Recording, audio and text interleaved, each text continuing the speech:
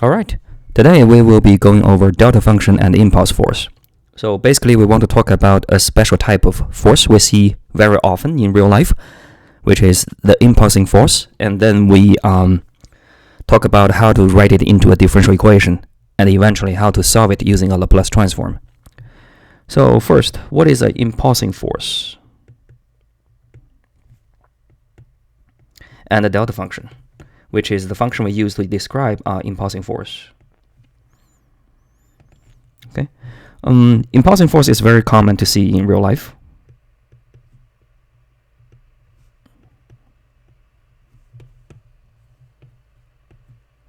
Imagine you kick a box.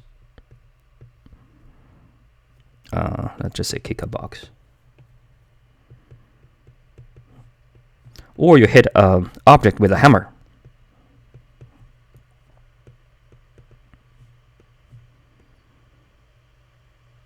Okay, so after you do this kind of force, the motion of the original object is going to change. So of course you did change the motion by applying force, but this kind of force has some very special property. That is number one, it happens in really small time.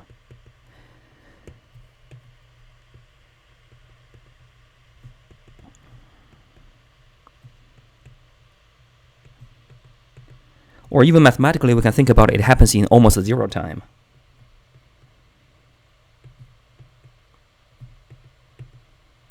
But you do add momentums to the whole motion. And according to the formula, momentum equals force times time.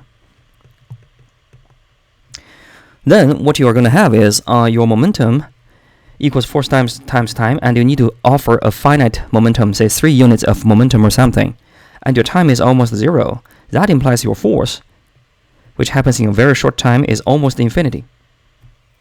Okay, in order to provide a finite momentum. Otherwise, no matter how big your force is, as long as it's finite, and when your time goes to zero, the momentum you add to the whole motion is going to be zero. And that is not going to work, because you did add some momentums.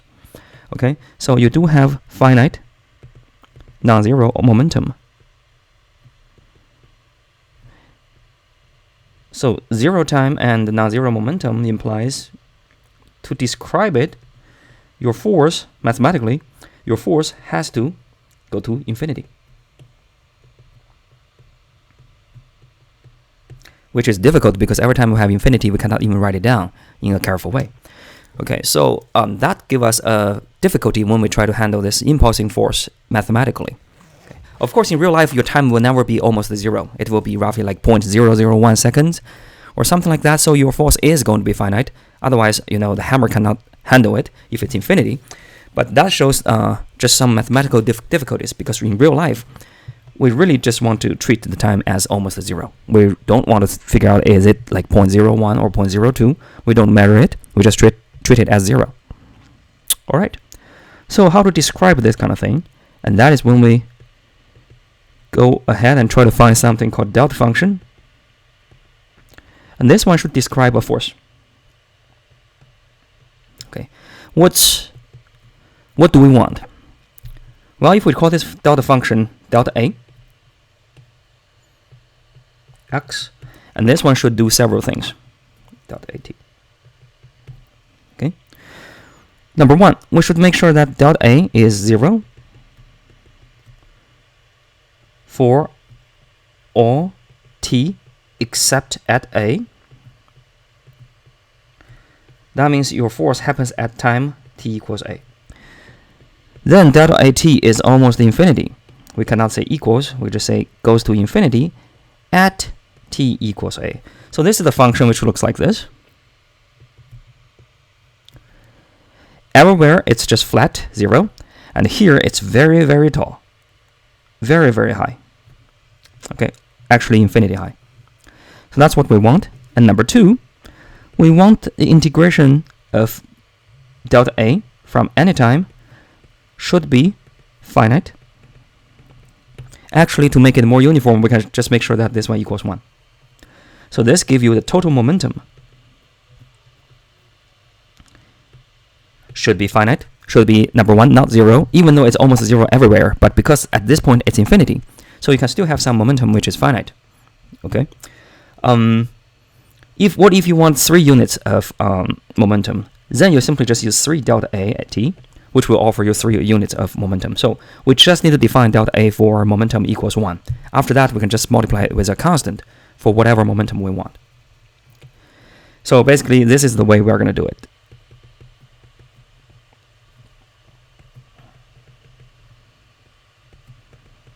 But from here, you can see the trouble. Number one, we cannot explicitly define infinity because we know we have all kinds of infinity. Okay? We cannot simply write it down because it's not a number. Second, there's really no way to compute with infinity. So we need to take a D tool to redefine delta A because it involves infinity. And of course, the D tool we want to use the limit process. We don't want to just write down infinity. We want to say A, but then we let A goes to infinity. And maybe we have even an expression here to tell people how big it is. All right. So how do we do this? Well, we take an approximation. We take a function, which we call g, delta t, t, to approximate delta at. Okay, and let's see how we do it. Well, we want 2 things, right? But the first thing is we want integration from infinity to negative infinity delta A equals 1. Therefore, we require this kind of a g delta t equals 1. Number 2, we define g delta t equals 0 for a small period of time around A. We define something here. Okay. And finally, we let delta at equals limit delta t goes to 0 delta g delta t.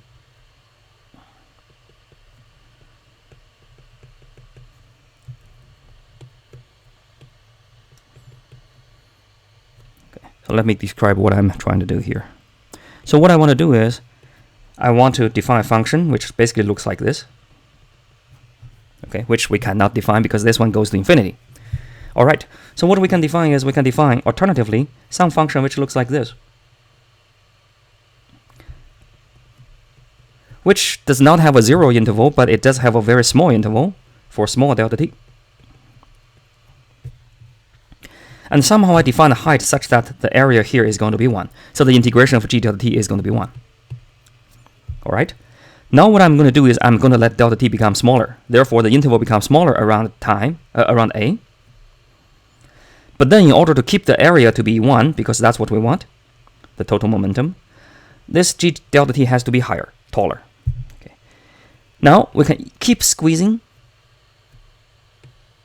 We can keep squeezing what's going on with this delta t by letting delta t become smaller and letting the height become taller. And the only thing we want to do is want to make sure that the integration of g delta t equals 1.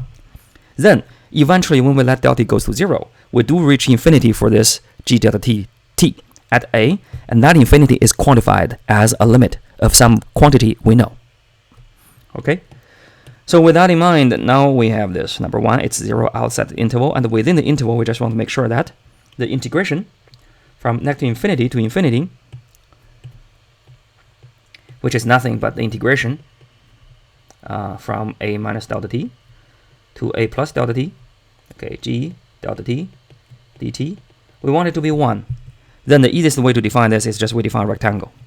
Okay, so if the width is 2 delta t, to make it 1, you just need to make the height to be 1 over 2 delta t.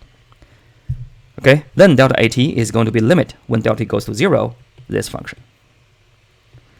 So we cannot define infinity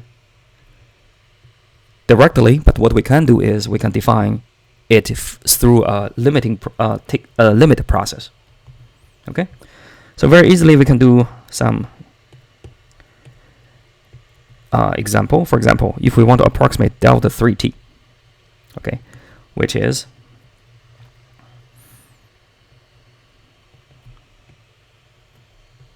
at 3, it's at infinity. Okay, which we cannot write down like this actually, but just for the idea. Keep going. So what we can do is we can take g1t, which is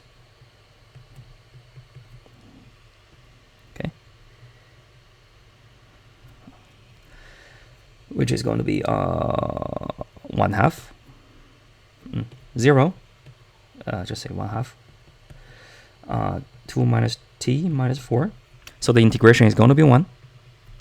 Okay, elsewhere. And then we take g 0.1t.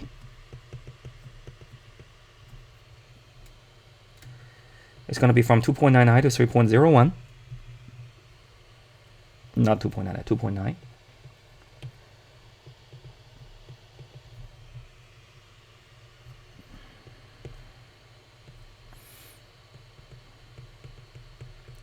And then we need 5 because the whole width is 0.2. You want 0.2 times 5 equals 1. So your total integration is going to be 1.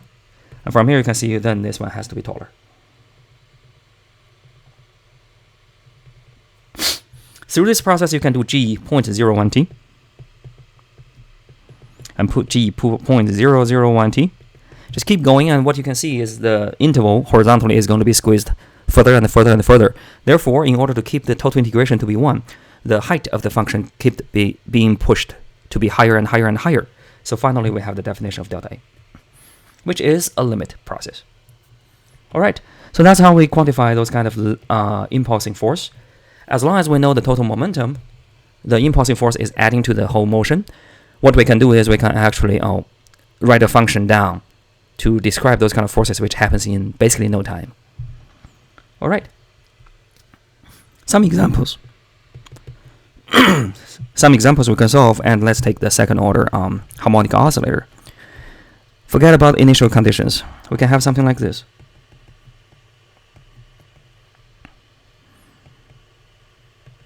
Okay, delta 4t. So what's going on here? If we don't have this delta 4t, all what we have is going to be a underdamped harmonic oscillator with complex values as their eigenvalue. Therefore, the whole thing is going to be like okay, you have an oscillation, but this one becomes weaker and weaker and weaker. But then what happens is at time equals 4, what you do is you hit it with a hammer. So it's almost like something is oscillating back and forth. Okay. And suddenly at time 4,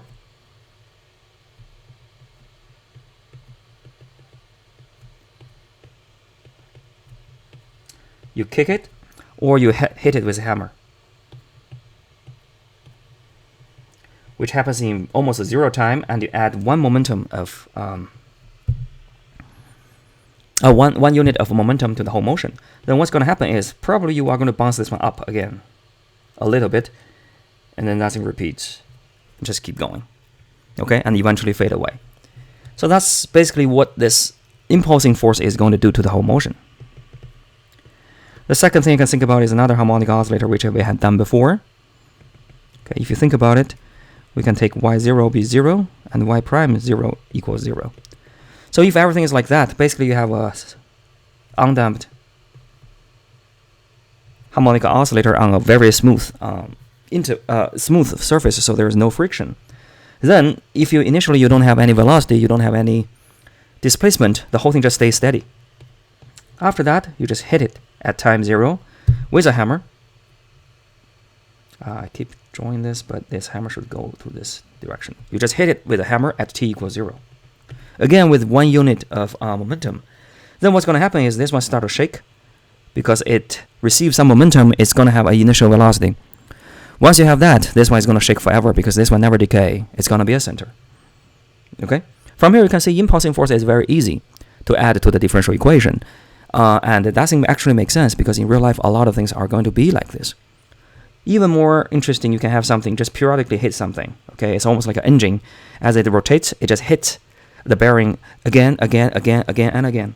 And you can easily write some motion, and you just add the force to be, delta 0t plus delta 1t plus delta 2t, which means you just hit this one periodically.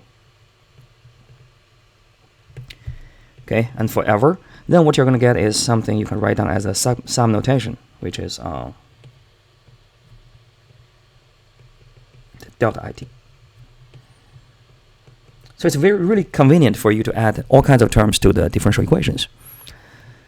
Good. So the mathematical expression is really nice. Now what we want is impulse. Now what we want to do is, okay, after we add those kind of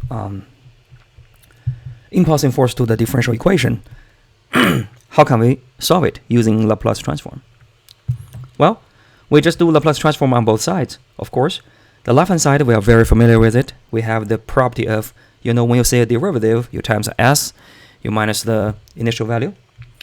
But in order to complete, we definitely need the Laplace transform of delta a t. So before we do anything, we need to know what is L, delta a t. We need a formula. Okay, so how do we do that? Well, for this one, we don't have any shortcuts. So let's take the definition and try to see how do we do the integral. This is from 0 to infinity. Delta at e negative st dt.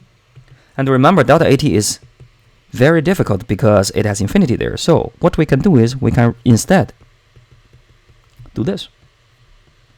We put gt here. But we take the limit.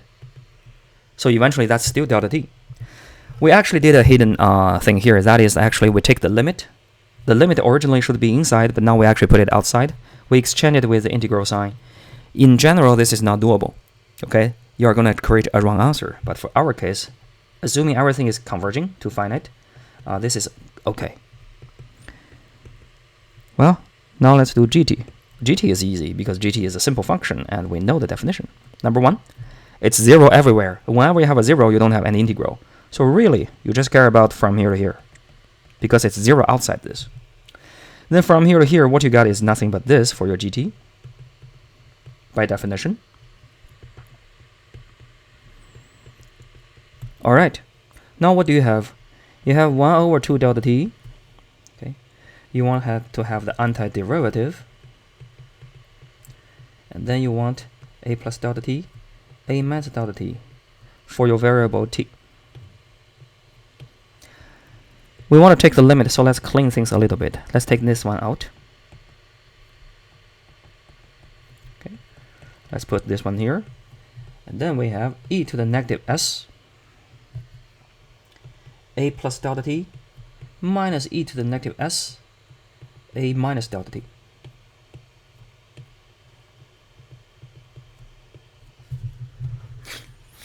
All right, so that's almost here. Now what we need is we just need this.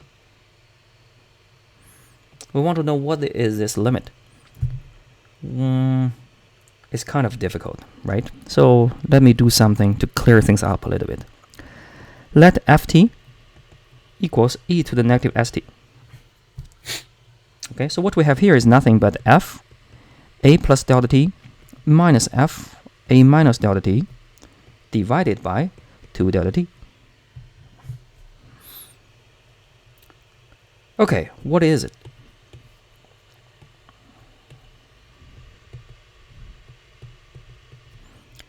Does it look familiar? If not, let's do another change of variable. Okay, it doesn't change anything but the look of this, but then we're trying to hope to start to see this one with something we're very familiar with. Does this look familiar? Or does this look familiar?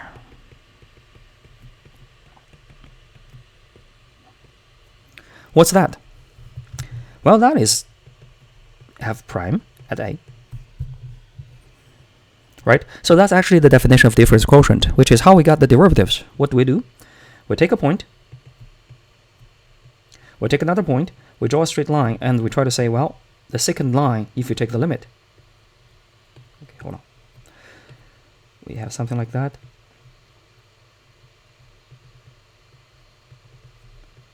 We were trying to find the derivative here, right? What we do is actually we find the second line, and we say, well, when you let h goes to 0, this one eventually is going to give you the derivative. All right. Now compare this one to this one. You can see they actually goes to the same thing. Except this time you didn't do a and a plus h. What you did was a plus h, and a minus h. So instead of taking these 2 points to give you the difference quotient, you took these two. But eventually when you let h goes to 0, this one also give you the derivative. This is actually the central difference, numerical derivative. So with that in mind, you change h to delta t, it doesn't change anything. So this is going to be f prime a.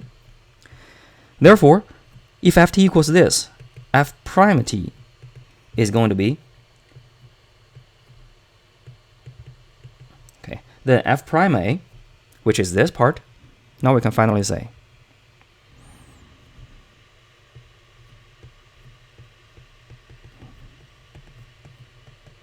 this whole bunch of limit whatever is nothing but f prime a,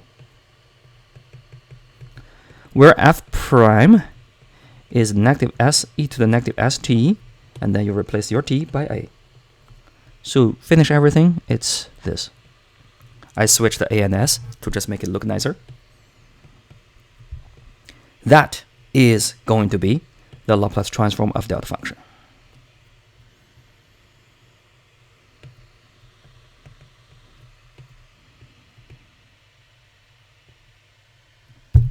Okay, so that's everything we have for the Laplace transform of Delt function. Again, this is online asynchronous recorded lecture, so I'm going over everything really fast. Pause, rewatch until you get the hang of how did we actually get this Laplace transform. The key part is you need to recognize this one is going to converge when you let delta t goes to 0 to the derivative at a. After that, you know how to take derivative. So, all right. With that in mind, now let's see examples. We will see the previous 2 examples we have done. When you hit underdamped harmonic oscillator with a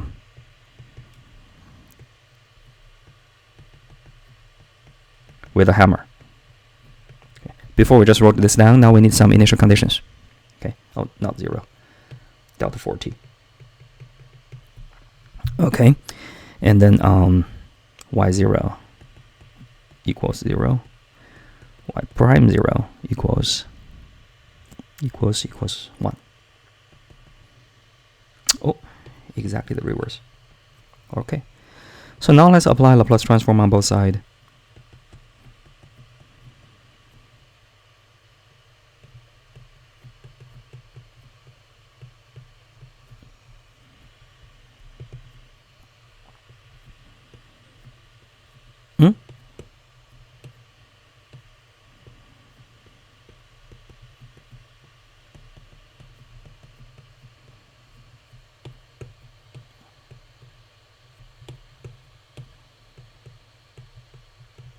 SLY minus y0 plus 2, 26 ly, which is,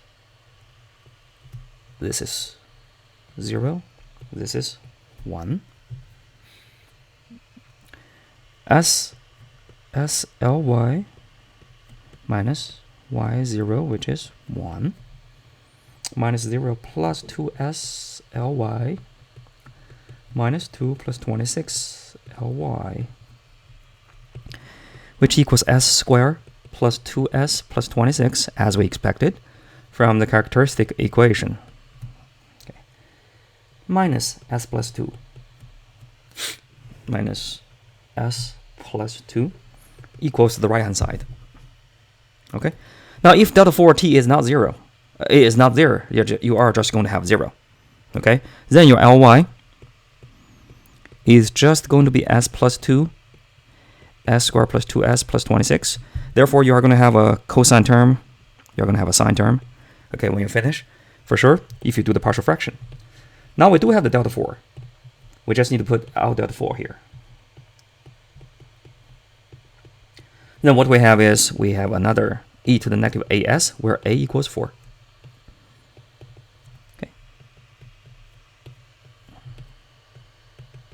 So what does delta 4 do? It basically adds one more term to this. That is, this is the one coming from the delta 4. Without this one, we just have the first part. All right. So what are we going to have? Well, we need to split this one, right, to get the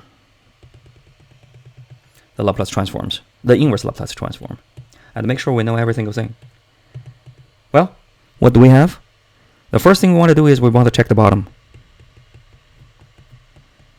Okay, this one we try. Do we have a linear factor, irreducible factor, quadratic factor? And we found it's this.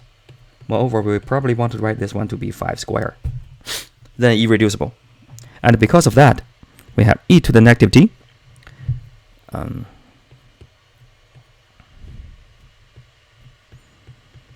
Cosine 5t. If you are not familiar with the formula, find your notes. This one is supposed to give you s squared plus omega squared omega. No, that's for sine. S. Okay, now we do have s, omega equals 5. So far, so good. And then we shifted everything by minus a, which is negative 1. Therefore, we need to take s plus 1 here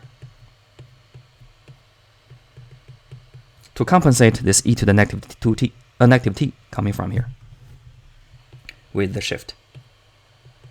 Okay, and we do have that. We have s plus 2. Here we have s plus 1, so that's fine. Then we must have some left over coming from here with sine. And the only difference between them is going to be this one needs a 5 here because you want to put omega here. We don't have that. We have s plus 2. We have another 1 left after you take this out. But then you just time this one by 1/5. You will be able to produce a 1 on there. So this one is going to be okay. So finally we have this.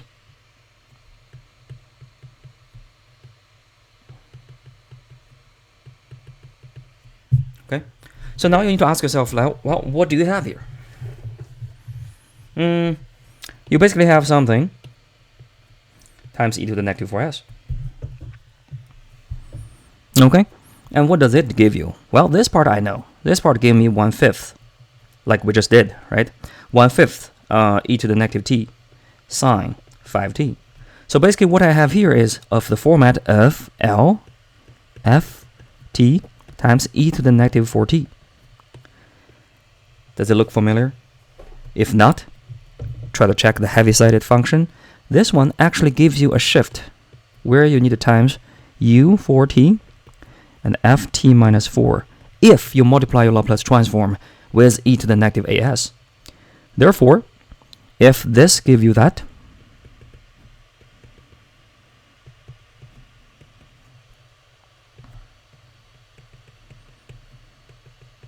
then this shifted function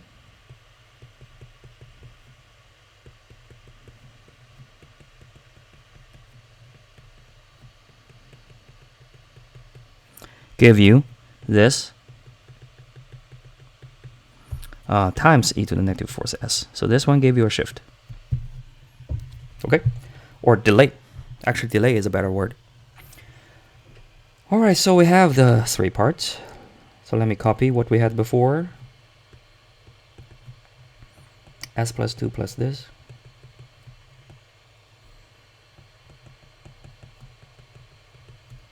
Five square. Okay, this can be splitted into. The first part is this.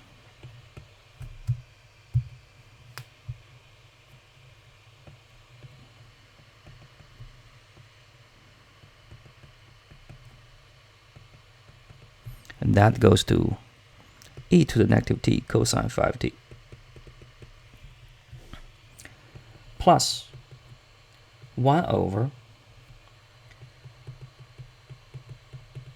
okay, but we want a 5, therefore we times a 1/5, then there's a 1/5 e to the negative t sine 5t plus of this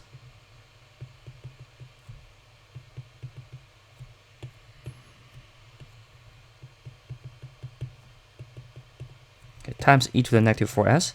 And as we have illustrated, this is the same as taking this one, but shifted by 4.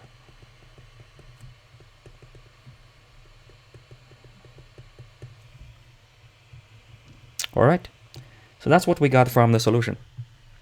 Assuming you already know how to take the Laplace transform of delta function, the rest is, again, partial fractions.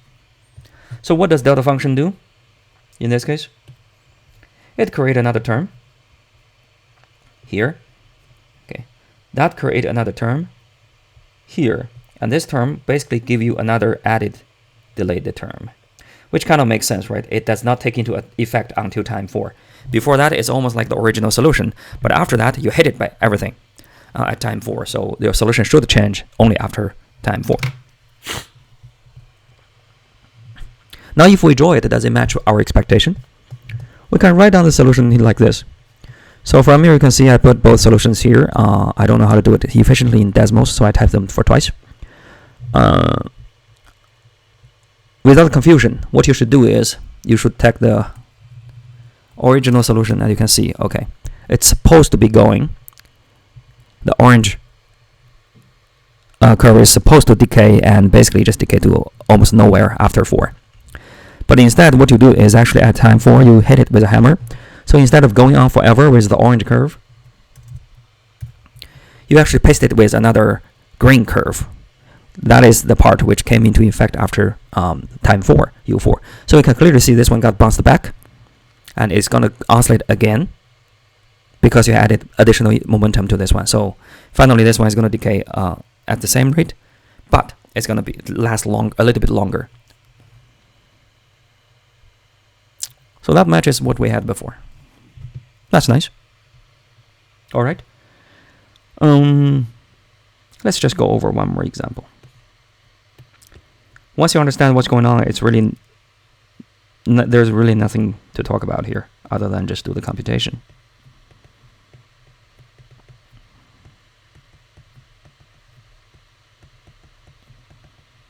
Okay. Here, it's not a typo. Actually, what I put here is a 0 minus for your y prime 0. Yes.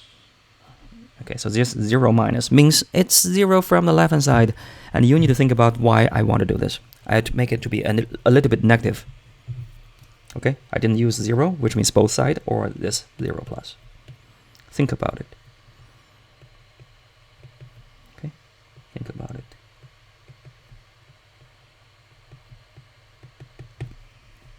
Now, what do we want to do? We want to take the Laplace transform.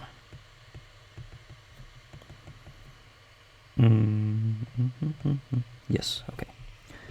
Now, I will just quickly do it because all your initial values are 0, so there's no additional term. And it's very easy to see if you don't have anything on the other side, your Ly is just going to be 0, which means there's no motion. Okay, if you keep the harmonic oscillator there with 0 velocity and 0 displacement, then there's no motion. But now we have a delta 0.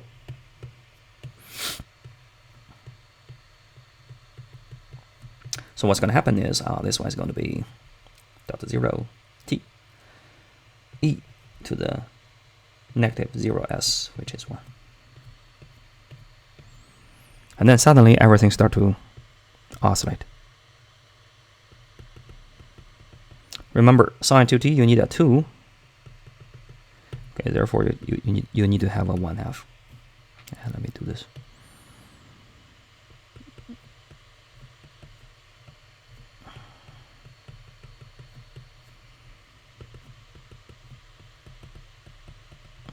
Okay, so that's your motion. Of course, this one you need to be careful here because if you put a 1 here, think about it. This one comes from the Laplace transform of e to the negative delta 0 t. But if you try to recall, actually that's careful, so we don't have to do that. Okay, so just keep in mind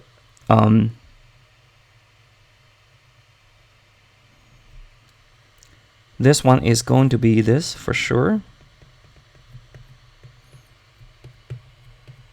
But because the delta 0 does not came into effect after 0, you need to manually define this one to be a piecewise function. Otherwise, this one will actually backtrack all the way to before 0. So from here you can see if it's e to the negative 2s, you're going to have a u2t. Then eventually this one is going to work. But for this one, you need to manually add a u0t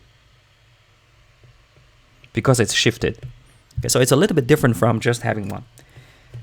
It actually comes from e to the negative 0s, which is 1 technically, but meanwhile you have to consider that this one gives you a shift to make sure that, okay, before 0 there's nothing happening.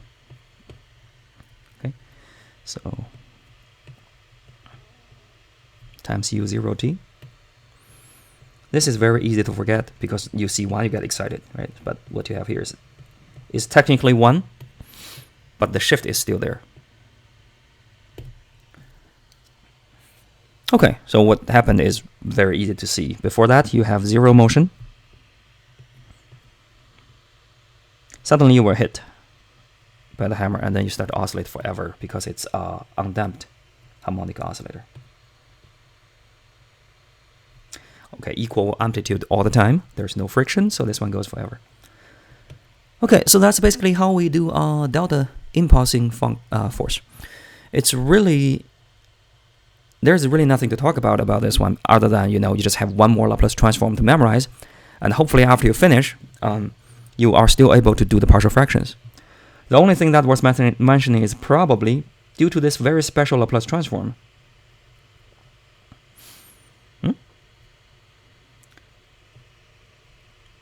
You are going to have the final term, timing a term like this very frequently. And just keep in mind that timing something like that is the same as shifting. So this one, most of the time, when you see it, is going to create a delay term, which is the heaviside function.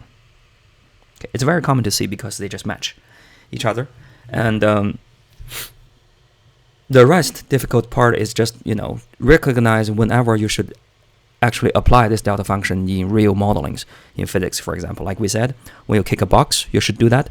And when you use a hammer, you should do that. The key is you need to make sure that you have a finite momentum happening in a very short time, which result in infinite force, which you should not have. Then define it using delta function will be a really nice approximation to the real situation. All right, that will be all for delta.